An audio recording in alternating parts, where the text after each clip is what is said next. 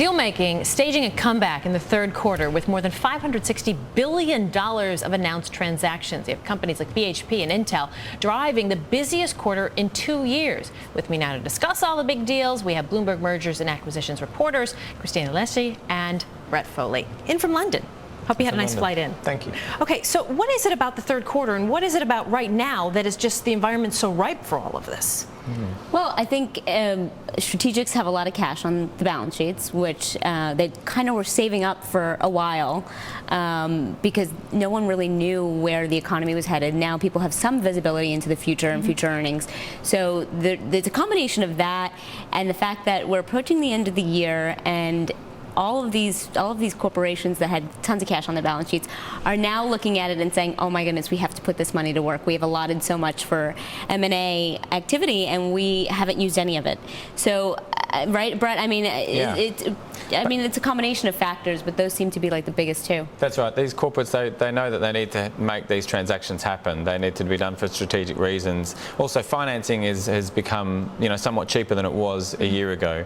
The availability of finance is allowing these companies to make decisions, and it's also a confidence thing. You have companies and managements that are, for the first time in a year or so, have good visibility in the outlook, and so they're willing to make these decisions to take their companies forward.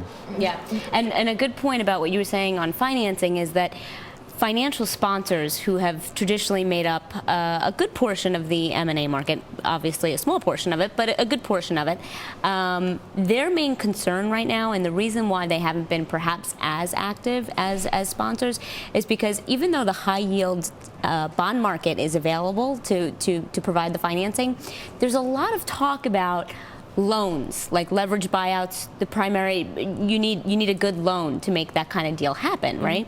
The issue that a lot of people that I talk to in the financial sponsor space are talking about is that the buyer pool of loans may shrink over the time period being. So, and you have that going on at the same time that banks don't want to hold loans on their balance sheets for very long because of the capital requirements that are necessary to do that. So those combinations together, future outlook on the financial sponsors front is a little bit different than the corporate situation. And a lot of the deals we've seen, though, have been in technology. We were watching the back and forth with 3PAR, which actually got quite exciting for a while. Are there other sectors as well that can come into play beyond just tech sector? Yeah, I think the other one that is really hot at the moment is energy and natural resources. You have BHP Billiton trying to buy Potash Corp. You have BP trying to sell a number of their assets, which they need to divest at the moment.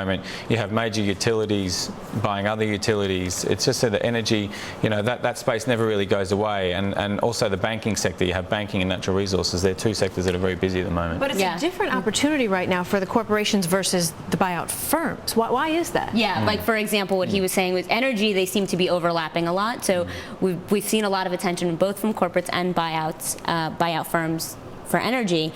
The one place they differ a little bit is in the financial institution space. You were saying banking, right? Yeah. Is pretty hot. Well, as you know, financial sponsors have been have had trouble acquiring banks for various reasons. And also in the financial, particularly in Europe, you have a lot of forced asset disposals. The European banks got themselves into a low over-leveraged position. They've really needed to de-lever, sell assets. You've had banks like Royal Bank of Scotland having to sell assets left, right and centre. So the problems of the financial health of those European banks have led to a number of forced asset sales as well. So what do you see going forward fourth quarter and then into 2011 then, specifically in Europe?